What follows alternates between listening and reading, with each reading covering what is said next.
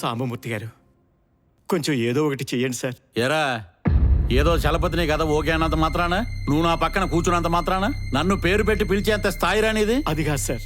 అసలు సాహిత్యం గురించి ఏం తెలుసురా నీకు? కథ అంటే కారు స్టీరింగ్ తిప్పినంత ఈజీ కాదు. ఏది నీ కథ ఏంటో చెప్పు, ఇప్పుడే తెలిచేస్తా దాంట్లో ఎంత చెత్త ఉందో. అది కాదు సార్. చెప్పు, ఉపలాట పడుతున్నావు కదా, చెప్పు. చెప్పండి పెరుమాళ్ గారు, మనం భయపడాల్సిన తప్పు చేసినప్పుడు కానీ ఇలాంటి తప్పుడు మనుషులకు కాదు. అబ్బో, ఎక్కడెక్కడ ఏ తప్పులు చేసి ఇక్కడికి వచ్చారో అందరికీ తెలుసు. గురువు గారు మీరు ఆగండి, పెరుమాళ్ గారు మీరు కూల్గా ఉండండి. తప్పు అనేది మానవ సహజం అండి. తప్పు చేయకుండా ఎవరు ఉంటారు? ఏ తప్పు చేయకుండా మీరు ఈ స్థాయికి వచ్చారా? ఏ తప్పు లేకుండా నువ్వు డ్రైవింగ్ చేశారా? ఏం తప్పు చేశారు నిల్చున్నారు? ఏం మాట్లాడుతున్నావు? మాటలు తిన్నగా రానివ్వండి. మీరు చెప్పండి. ఈ కథ పట్టాభి అనే టాక్సీ డ్రైవర్ది.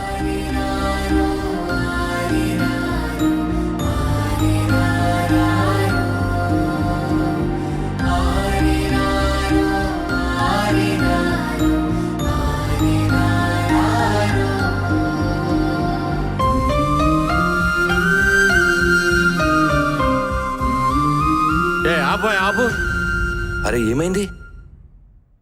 ఏమైంది? కథ మస్తుందిగా. అవును, బానే ఉంది కదా. ఇదో కథ. ఇలాంటివి వందల గీసి అవతల పడేశాం. ఈ మాత్రం కథకి అంత అహంకారం పనికిరాదు. ఒరే ప్రసాద్, నువ్వు చెప్పు, నా కథ బాగుందా వాడి కథ బాగుందా? నా కథ బాగుంది. ఒరే, నీ కథలు రాయటం నేర్పించిందే నేనురా. అసలు మీకు కథ రాయటం వస్తే మీరు ఇంకోళ్ళు నేర్పిస్తారు. అసలు ఏ రోజైనా కొత్త కథ రాశారా మీరు?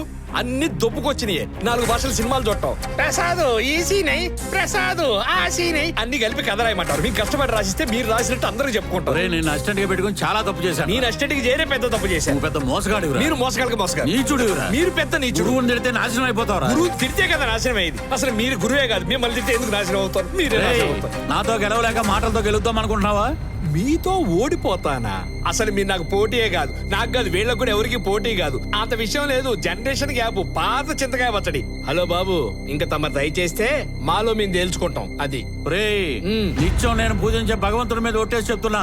ఇప్పుడు గనక మీ అందరి కథల్లో నా కథ సెలెక్ట్ కాకపోతే భవిష్యత్తులో కథలు రాయటం మానేస్తాను. పెన్ను పట్టుకునే అర్హత కూడా నాకు లేదని ఒప్పుకుంటాను. అదే నేను గెలిస్తే, ప్రసాద్ చూడు, అదే నేను గెలిస్తే చెంపలేసుకునే సాంబమూర్తి గొప్పవాడు, సాంబమూర్తితో పోటీ పడే అర్హత లేదని ఒప్పుకోరా చాలు. ఒప్పుకోవడం ఏంటి సార్? మీరు గెలిస్తే కదా, మీరు గెలిస్తే ఈ చెంపేంటి ఆవిడతో ఈ చెంప కూడా కొట్టించుకుంటాం.